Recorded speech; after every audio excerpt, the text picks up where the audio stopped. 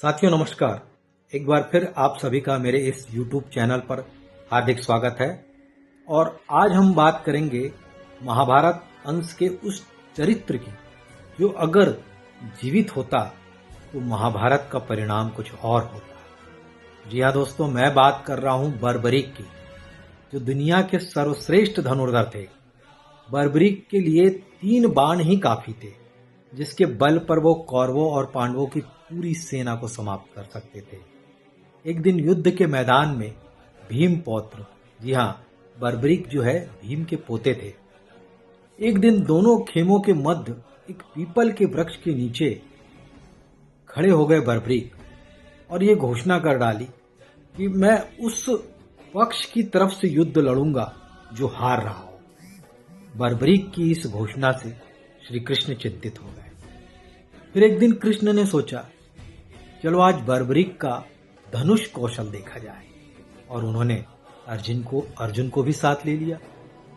भीम के पौत्र बर्बरीक के समक्ष जब अर्जुन तथा भगवान श्री कृष्ण उनकी वीरता का चमत्कार देखने के लिए उपस्थित हुए, तब बर्बरीक ने अपनी वीरता का छोटा सा नमूना उनको दिखाया। कृष्ण ने कहा, यह जो वृक्ष है इसके सारे पत्तों को एक ही तीर से छेद दो तो मैं आपको मान जाऊंगा।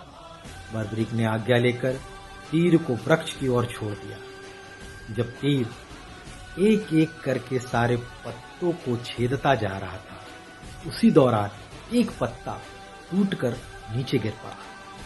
कृष्ण ने उस पत्ते पर यह सोचकर पैर रख दिया कि यह छेद होने से बच जाएगा, लेकिन सभी पत्तों को भेदता हुआ वह तीर कृष्ण के पैरों के पास आकर रुक गया। तब बर्बरीक ने कहा कि प्रभु, आपके पैर के नीचे एक पत्ता दबा है, कृपया पैर हटा लीजिए, क्योंकि मैंने तीर को सिर्फ पत्तों को छेदने की आज्ञा दे रखी है, आपके पैरों को नहीं। उसके इस चमत्कार को देखकर कृष्ण चिंतित हो गए। भगवान श्री कृष्ण यह बात जानते थे कि बर्बरीक प्रतिज्ञावश हारने वालों का साथ देगा। यदि कौरव हारते हुए नजर आए तो फिर पांडवों के लिए बड़ा संकट खड़ा हो जाएगा। तब एक दिन भगवान श्री कृष्ण ब्राह्मण का वेश बनाया और सुबह सुबह बर्बरीक के शिविर के द्वार पर पहुंच गए और दान मांगने लगे। बर्बरीक ने कहा, मांगो ब्राह्मण, क्या चाहिए? ब्राह्मण रूपी कृष्ण ने कहा, मैं जो मांगूंगा वो तुम दे न सकोगे। लेकिन बर्बरीक अड़ गए, जिद पर हो गए कि नहीं, आप मांगो, मैं दूंगा। और तब श्री कृष्ण ने उनका शीश मांग लिया। बर्बरीक द्वारा अपने पितामह पांडवों की विजय हेतु स्वेच्छा के साथ शीश दान कर दिया। बर्बरीक की इस बलिदान को देखकर दान के पश्चात श्री कृष्ण ने बर्बरीक को कलयुग में स्वयं के नाम से पूजित होने का वर दिया। आज बर्बरीक को खाटू श्याम के नाम से पूजा जाता है। जहां कृष्ण ने उनका शीश रखा है, उस स्थान का नाम खाटू है। आइए इस कथा की कुछ और अनजाने रहस्य के बारे में जानते हैं। खाटू श्याम बाबा दुनिया के सर्वश्रेष्ठ धनुर्धर हैं। उनसे बड़ा सिर्फ श्री राम ही माने गए हैं। खाटू श्याम जी का जन्मोत्सव हर साल कार्तिक शुक्ल पक्ष की देव उठनी एकादशी को बड़ी धूमधाम से मनाया जाता है। बर्बरीक देवी के उपासक थे।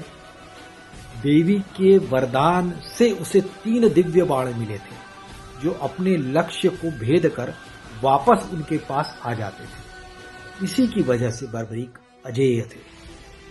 बर्बरीक अपने पिता घटोत्कच से भी ज्यादा शक्तिशाली और मायावी थे। कहते हैं कि जब बर्बरीक से श्री कृष्ण ने शीश मांगा तो बर्बरीक ने रात भर भजन किया और फाल्गुन शुक्ल द्वादशी को स्नान करके पूजा और अपने हाथ से अपना शीश काटकर श्री कृष्ण को दान दिया। शीश दान से पहले बर्बरीक ने महाभारत का युद्ध देखने की इच्छा जताई।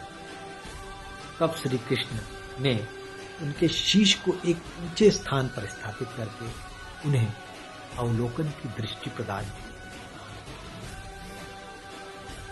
अंत में श्री कृष्ण ने वरदान दिया कि कलयुग में मेरे नाम से तुम्हें पूजा जाएगा। और तुम्हारे स्मरण मात्र से ही भक्तों का कल्याण होगा। दोस्तों, अगर ये गाथा आपको अच्छी लगी हुई है तो इस चैनल को कृपया सब्सक्राइब जरूर करें। आपका लाइक सब्सक्राइब ही मुझे मोटिवेट करता है इस तरह की कहानियां आपके समक्ष लाने के लिए। तो एक बार मुझे इजाजत दीजिए और अगली बार फिर इसी तरह की किसी कहानी के साथ आपसे मुलाकात होगी। तब तक के लिए जय हिंद, जय भारत।